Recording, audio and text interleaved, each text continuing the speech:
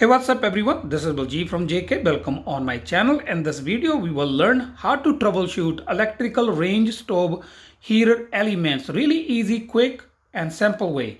Most common, we have two kind of elements. One, you can find this kind of a stove have like a 4 elements. Two, we have like about 8-inch, two 6-inch. They're like a coil kind. And other way you can find this kind of like have a glass cooktop. Underneath we have a radiant element, like there's like a two 8-inch and two 6-inch on this one. So I have another video how you can replace radiant element on your electrical range stove. If you want to watch full step by step how to replace that element, I have a video link in description. You can go over there. Now let's start how to troubleshoot.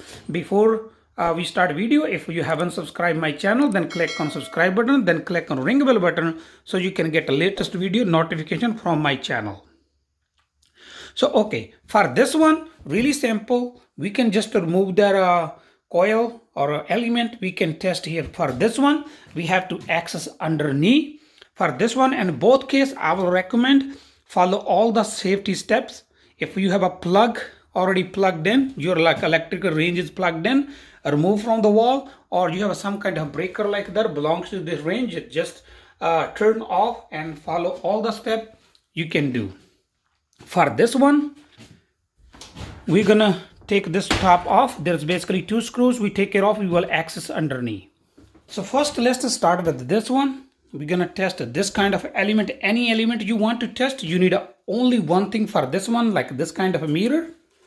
I have a Fluke T5 1000. You can have any multimeter, have a resistance check. In this case, I have a Fluke. I will check continuity, and I have a beep. Like anytime I will connect those two wires, it's gonna make some kind of beep sound. So for this one, actually, if you remove this coil, it's like a circle. One wire goes from here inside, it's just make a loop and it comes over here. So basically these two wires are connected to each other. So we are just going to check a resistance over here, like we're going to check a continuity, and it should beep. Let's check. I'm going to leave it here. So you can first make sure your meter working. You connect a beep, or it tells me like a 0 ohm. I will connect one lead over here and one over here. It's beep. It means this element is good. Really simple. For this one, you don't need any other tool. That's it. If your element is good, still not working, then probably you have wire harness issue or something else. You can troubleshoot further. Now let's move to this glass cooktop. As I said, I have another video where you can check how to remove or replace properly, but in this case, I have already removed all the screws. I'm gonna pick it up. We're gonna get access to underneath. So for glass cooktop, I have already opened all the way. You can see all 4 elements we have underneath the glass. This one glass, the back side is top, that's the bottom part. I have to remove screws on here already. So to just a test, if you're not sure, to test, you don't have to do nothing.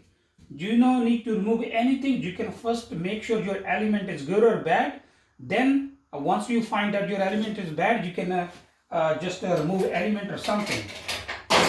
To test purpose, we are going to follow same steps. We have this kind of meter. You can have any other multimeter can test ohms. I put my meter on continuity test, and from my element, radiant element, I can see there's a little contact or two prongs coming out. I'm gonna put meter one side on the common and other side to the other leg. This one is open, so basically I know this element is not working, so this one is not good. So basically if this element is not working, I know it's not beeping, so this element is not good. I have to replace it. Now let's check this one. Same thing. I have a 2, or you can see here. I'm gonna bring a little bit more camera closer so we can see in a detail. Now we are focusing only on one element. There's really easy to be see. So this one was a little better view. So you can see this one is like about a 6-inch element. I have on my meter on a continuity test. When I connect my 2 prongs, my meter beeps. That's when my meter is good. I check my meter first. Then I put one lead on one side from my meter. It doesn't matter. You put black or red this side because we are just checking for ohm. Then I put other lead over here. It beeps, that means my element is good. That's all you have to do, because there's some solid wire like here element coil inside. It make all the way like here, it's like completing circuit. So that means this element is good. Now we have already checked two. We have checked this one kind of good, this one bad. I will remove it. I'll show you what's wrong with this element. That's the way you will really understand what I means to and why I say this element is not good. Let me remove this one, then we will focus on it. So now I have this radiant element out of my stove. First, let's see physically. As you can see, it have a burned from here like a broken. It's not making any connection, like it have a little break and circuit. So basically this wire goes like a loop all around, comes over here. That's why it was not making any sound. There was no continuity between two connections over here. So if you look simply, this one like a heating element over here, we have a thermostat is like controlling your heat. And there's two connections, they go to your control board. That's the way, according to the heat, it sends signal to control board how hot and how cold, whatever the temperature you have set. Then there is like a switch inside, and we have a common here hot wire over here, and make a connection. It's make your element to get hot. To order, I didn't see any part number or any information here behind. So basically what you have to do, you have to Google your stove part number, model number. Then you can go like break down the parts and you can order if you have to. Just only here, I'm not sure if it's a element part number, but we have some numbers over here. But I believe this one is just the thermostat. You can also replace this one piece, remove those two screws, take it off. You can bring a new one and put it on.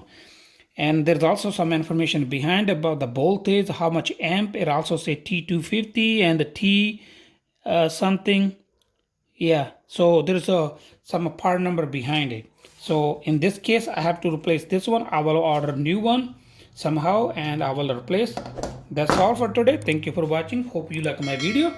If you like my video, please like, share, comment, and don't forget to subscribe. Thank you for watching. Meet you in next video with a new topic.